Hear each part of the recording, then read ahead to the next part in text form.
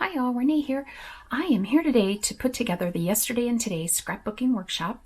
There are some optional feature techniques including sponging and adding color to your embellishment with alcohol markers. If you're curious what was in this kit, I've already cut everything apart, taken apart all my die cuts. But if you're curious about that, I will try to leave a little card up here in the corner, sending you back over to my unboxing video where I showed you everything in detail. So I've gone through the instructions. I realized that this kit was a little more involved than usual. So I went ahead and went through all the instructions, and there are some things that I really want to do ahead of time. I want to color all of my wood embellishments. I want to color my pearls. I also want to create all my flowers for this layout and my flowers for this layout. So I've got some extra tools that I don't usually use. So I've got a spray bottle here. It's just plain water. This is just a cheapo spray bottle. You can use whatever you have that does a mist. And what that's going to be for, that's going to be for these flowers because you need to moisten them a little bit, scrunch them up, and then let them dry. So I'm going to do those as part of my beginning before I even start putting pages together. Another one of the flowers are these right here. Let me bring that up a little closer for you. These right here are actually rolled flowers. You do get the flowers as a die cut. You can use a quilling tool like this, or you can just use a pencil. You really don't need to have special tools. I just happen to have one of these from, I don't even know where I got it. It's really old. So it may have been something that was just in a box I got from a thrift store, or who knows. The other thing is there's some sponging. So it calls for using espresso and toffee. And I just have these finger daubers that I use. You can use any kind of sponging or whatever your favorite type of sponging technique is, just to get some color around the edges. Let's see, what else am I going to do ahead of time? I'm going to color my pearls, do all of those. There is some coloring to do on some of the die cuts. Completely optional if you want to do that. It does call for doing them in alcohol markers, but you could really do your coloring in anything you like. The only things that will absolutely require alcohol markers are these pearls. If you try to color these with just a plain old marker, it's going to rub off, and it's probably going to make a mess in your scrapbook. So if you're going to color your pearls, which you don't have to, you could leave them completely the way they are. They're beautiful. If that's the case, you don't need alcohol markers at all. You could either not do any of the coloring, or you could do it with colored pencils. You could do it with other kind of markers. I am going to use Copics. Haven't picked out my colors yet, but once I start using my colors, once I get into this a little more, I will make sure that I leave the lid so you can see the color number. And if you have any questions on what colors I used, just send me a comment down below and I will get back to you. So I am going to go ahead and get started. I'm just going to put on some music, and if there's anything I need to tell you, I'll either pop in and tell you, do a voiceover to tell you, or I'll pop in some, oops, down the bottom, I'll pop in some things that scroll across the bottom to show you what I'm doing or to give you some additional information. Then at the end, I will be back to recap everything and to show you the closer up views of all of the finished product. Okay, I hope you enjoy.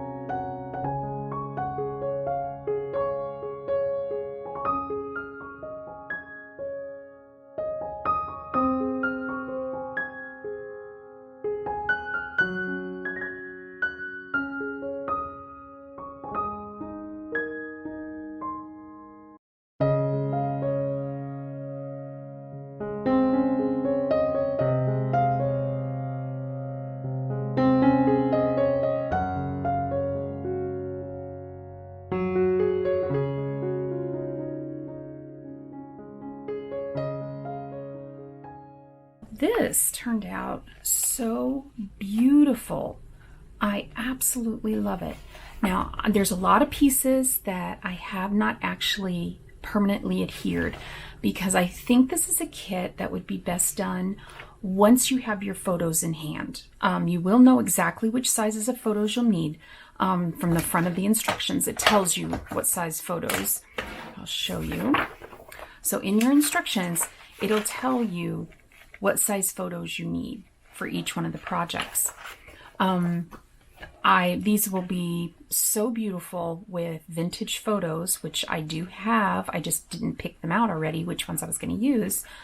So there's a lot of things I have not adhered all the way down, such as these two. You'll put your photo on one, and then this is your journaling on the other. I just love this kit. This is so beautiful, and I loved doing the inking around the edges of a lot of the pieces. That really made a big difference, and I would suggest ink around the edges of everything. So like I wish I would have done it around all of these pieces because it really adds another dimension to what you have. So I think it's just beautiful. So there is the first page, and it's just really pretty. Here is the second page that goes with that one. Again, just beautiful. This one's really nice. I really like it. And the fleur-de-lis are just the wood accents, and then I put a couple pieces up on some foam dimensional. Then this is the second layout, and this is the one with the rolled flowers. And you saw that I did those rolled flowers first and let them dry, and that worked out really well because they're fine. They're not going anywhere. And misting them may have made them roll a little better. So you may want to mist them just barely, just to soften the fabric, just barely. If it's a humid day, you probably won't need to do that. It's just real dry in my house today. So, and then this is the second page of that layout. And again, it's just the dimension on these are just beautiful. I'm sure they'll get squished a little bit in my book, but I think that'll make them look even better because you can go in here and you can push them down yourself, and it just really, it gives it I think it gives it a really nice look with the petals bent down. So if you go ahead and you bend them so that when it goes in your book and gets bent more, it'll bend in the right direction. And then there's the clock. It looks really dark on the camera, but in person you can read all the numbers just fine. And then here is the third layout. This layout is just amazingly beautiful. Now, I will tell you I made a mistake. Not a big mistake. You get 2 of these pieces. These pieces are supposed to be glued back to back so that you don't get, I don't know if I'll be able to capture it on the camera. You can see a little bit of white from the back of the paper.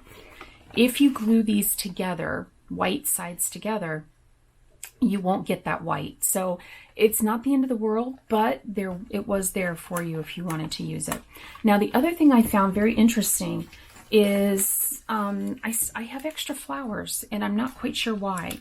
So you could possibly, add a few more, but I really think it looks nice with just 3. But you do have these extra flowers, or I read the instructions wrong. Anything could happen. But this is just beautiful. I love this one as well. And I left this whole side open so that I could put my photo in. And once I put my photo in, then I will glue it all down securely. And then right here is where you're supposed to put your journaling. I may or may not do that because this is a 2-page layout, and this is the second page, which this page is absolutely beautiful.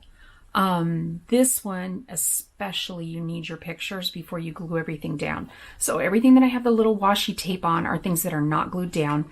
When I put my picture in, it'll get cut around those edges, and that'll create a really pretty frame.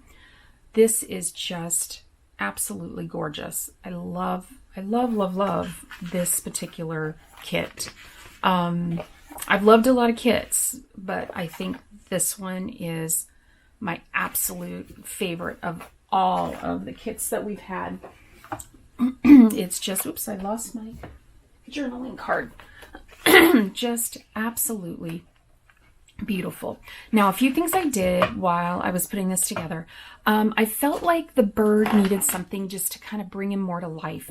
So this is a glaze, a Sakura black glaze pen. So I used that first, and it does leave it shiny. I don't know if the camera will pick up the shininess. Let's see if I can turn it so you can see. Whoop, there they go again. No, you're not going to be able to see the shiny, but his eye is shiny. So then once I did the black, then I realized I needed to bring that white back in. So I just used a white jelly roll pen. The 3 colors of Copics that I used are E74, E79, and E55. I'll hold that up so you can get that. There we go. So those are the 3 colors that I used. But feel free to use whatever colors you have. If you have the tri-blend marker, you just need the earth brown, and it has all 3 colors that you're going to need. Let's see, what else did I do? I used a combination of Tombow Aqua Mono liquid glue. I used this multimedia matte on the wood pieces. And the reason I did that is because my liquid glass, it's dead. You saw me today trying to use it again. I had it upside down for a long time. It's dead. It's so old.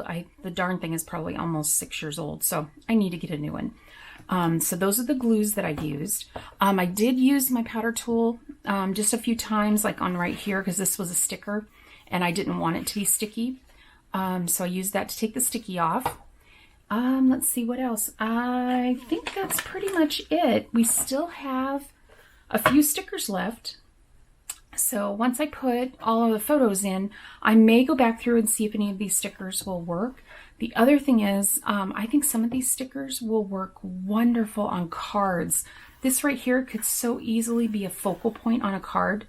It's just beautiful. So I'm going to hold on to the stickers and see what I can do with them.